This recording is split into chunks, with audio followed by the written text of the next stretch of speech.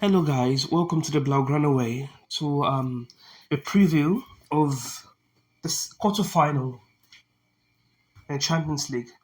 The second leg between Atletico and Barcelona to come at the Metropolitano, and it's not going to be easy given that Barca are already 2 goals down. I mean, even if they were not 2 goals down, it still would be difficult. But as we're at with a clear disadvantage, we have a 2 goal deficit. It's going to be even harder, and it's worse because we consider those 2 goals at the Camp Nou, and we'll be heading to the Metropolitano. I will know what it's like over there. It's difficult. It's loud. It is hostile, and Barca will need to be very, very impressive, very, very clinical, and basically have a perfect performance if you have to go through. And the thing about that is that Barcelona this season have not been perfect. Last season, Barca, they played. I'm not saying they were perfect last season, but they were a lot more convincing, especially on the defensive front, because the high line was new, and the opponents that we faced, all of them, they didn't quite know what to make of it. For example, when we played the Classical, and Mbappe was caught offside 8 times. But now that is different. To be honest, that is really, really different now because teams have had an entire season to figure out the high line, and they are now starting to breach it. I mean, earlier this season we played against Atletico Madrid, and they beat us 4-0 at the Metropolitano, and, and now we're heading back there in the Champions League. And if it's even it is really discouraging because Barca have not beaten Atletico Madrid. Each time Barca faced Atletico Madrid in the Champions League, we've been knocked out. We've been knocked out, even during the days of Lionel Messi. Twice during the days of Lionel, they were knocked out, and now we look set to be knocked out again. And as I said, Barca would need to be perfect, but I believe that's too big a task to ask of this Barca side, and we'll see how it goes. Really, going into this game now, we'll be without Pau Kubasi, and we all know how important he is to our backline. He is as Hansi Flick described, the Lamine Yamal of defenders. It is incredibly difficult to defend in a high line, especially with the system that Hansi Flick enforces. Playing in that high line, you have to be you always have to be running back to your own goalpost. You have to be facing your goalpost, facing your own goalpost, and that is incredibly difficult for every defender because they want to be facing the play, not turning away from it. But the high line, it complicates things a lot. And without Kubasi, Kubasi has been the general basically, despite the fact that he's just 19 years old. He's been the general of Barca's backline, and now he's out. He will not play the game because he was sent off in the first leg. And Gerard Martin in the game against Espanyol, he had an injury scare, but I think he'll be fit enough to start. And all of a sudden, things are not quite as optimistic as we'd like it to be. Well, in any case, Barca will be going into this game as the underdogs, which is strange because Barca versus Atletico. Barca have always been the favourites, but maybe the underdog status might actually suit Barcelona a little bit because now the pressure is on Atletico Madrid to ensure they're not knocked out. And maybe Barcelona can cause them serious problems, but make no mistake, all eyes will be on Barcelona again because with them being 2-0 down already and constantly those 2 goals at home, and now having to go to Atletico to play. And as I've always said, that Barca whenever they faced Atletico Madrid in the Champions League, they've been knocked out. Atletico have always knocked Barca out. They faced each other. As far as I know, they faced each other twice. Each time, Barca have been knocked out. And we're talking about the Lionel Messi era, with Messi, with Neymar, with Iniesta, Luis Suarez in the second time, and Barca were knocked out both on both occasions. So this is going to be really, really interesting to see because Barca will need to show quite a lot of character, to be able to get past this Atletico Madrid side. And we're talking about an Atletico Madrid side that were able to rest all of their key players, basically all of their starters during the weekend in the loss to Sevilla. Obviously, that game against Sevilla meant very little to them. They started. Most of the players were the reserves, basically the reserves, and they were able to give valuable rest to the key players. On the other hand, Barcelona, we played all of our key players. Pedri started; he played the full 90. Lamine started and played the full 90.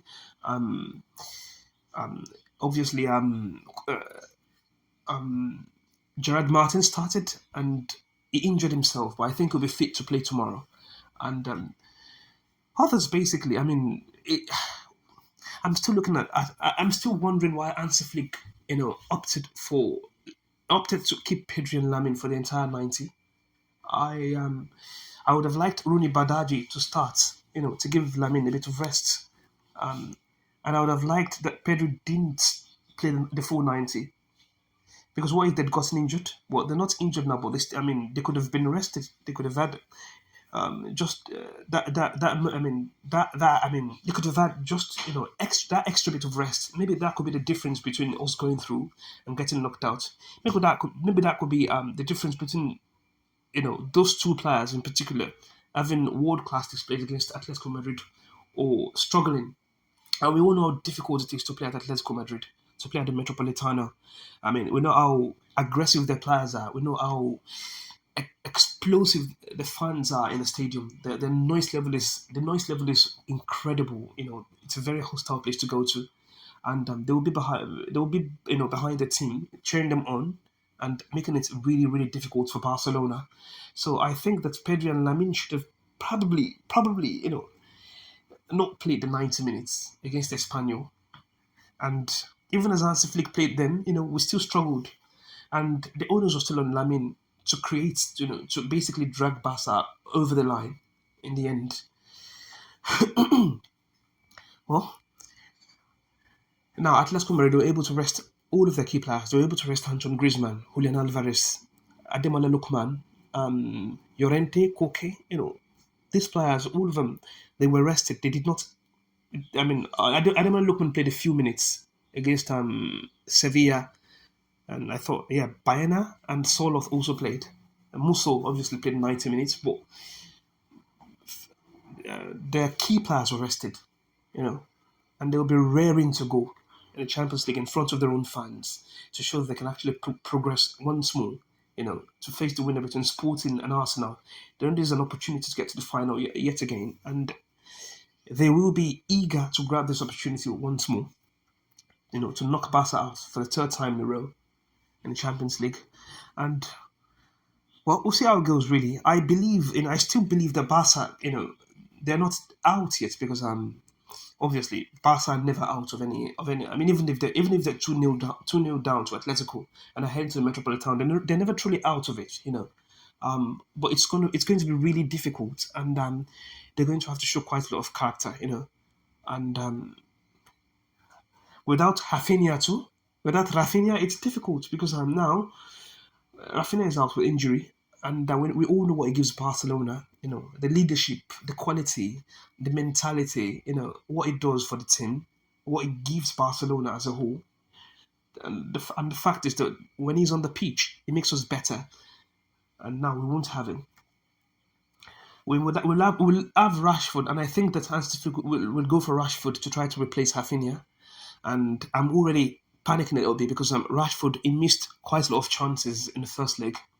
He missed. I mean, even Thierry Henry, he stated that Rashford would often go for the power, with his laces rather than simply caress the ball into the back of the net.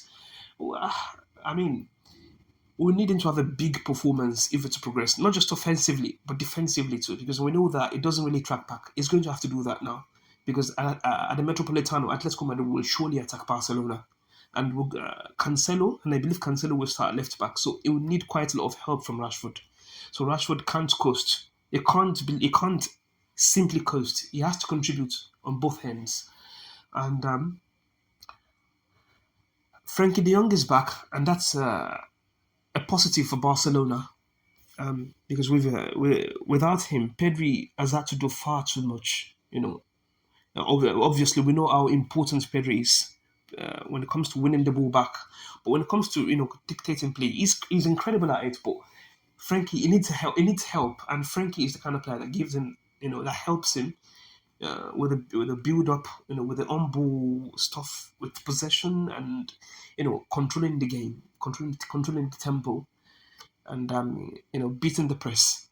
We need a player like that, and Frankie being back is a huge positive for Barcelona. Maybe that could change things. Barca will need to be perfect, and that brings us to the lineup for Hansi Flick. I don't know yet what Hansi Flick will go for, although I believe that Lewandowski will come back into the starting lineup, as would Rashford. Lamine obviously will start again. Pedro will start. Frankie should start, and if Gerard Martin is fit enough to start, then he will. Obviously, without Koubassy, so I think Eric will play a right back. Now, I think Eric will play at centre back. Will partner Gerard Martin at centre back. Now, who starts at right back? Kunde or Araujo? With Araujo, you have a player who can lock down Lookman, but it doesn't really give you a lot going forward. As for Kunde, he's less defensively solid than Araujo, and he offers a bit more, but he offers a bit more going forward. Not enough, but a bit more.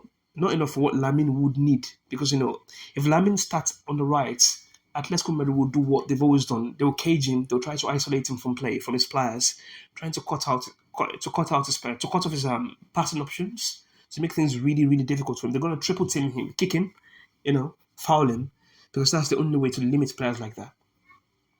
And so, which is why whenever Lemon creates a chance, we need to really take those chances. I mean, we can't afford to be missing chances like we did in the first leg. We have to be really sharp and really up for it from the get go, really.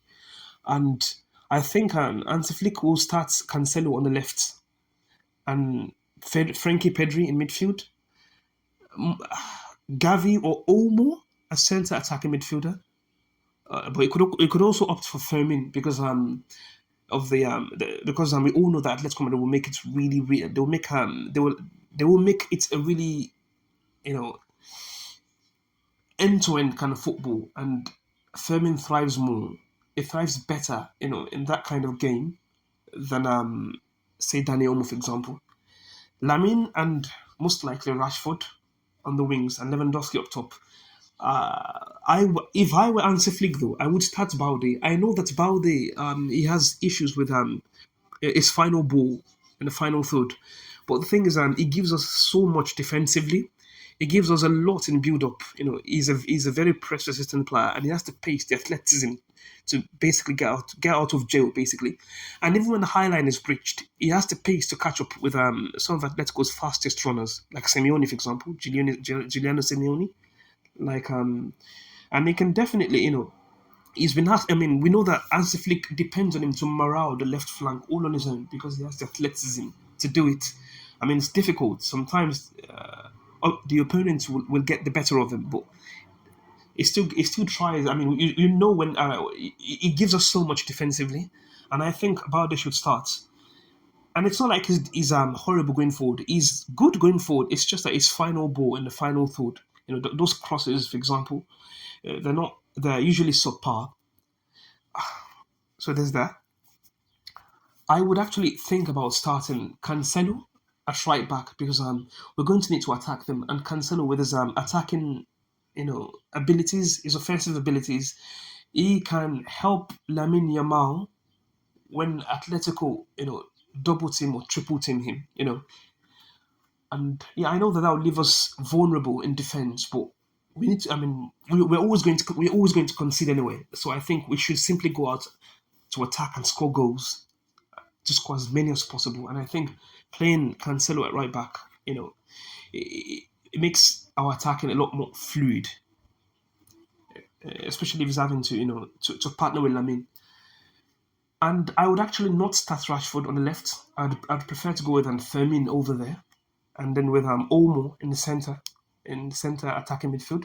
Lamine obviously on the right, Lewandowski up top, Frankie Pedri in midfield, Eric and um, Martin at centre back, and then we'll see how it goes. To be honest, but Hansi Flick will most likely go with the aforementioned lineup, with the Rashford, with and with others, and we'll see how it goes really. But Barca will need to be up for it. Now, regarding the final score, the score line, I think that Barca will beat Atletico Madrid at the Metropolitano 3-2. And unfortunately, it will not be enough to turn around the tie, basically. And that Barca will exit after a brave, strong display.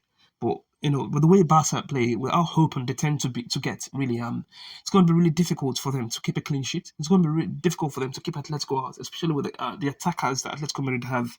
We're talking Julian Alvarez, Soloth off the bench, Griezmann, Ademola Lookman, Giuliano Simeone. I think Barca are going to find it really hard to to turn the tie around. But it's not impossible. It's just incredibly difficult, and we'll see how it goes. So that's the preview, guys. That's the match preview.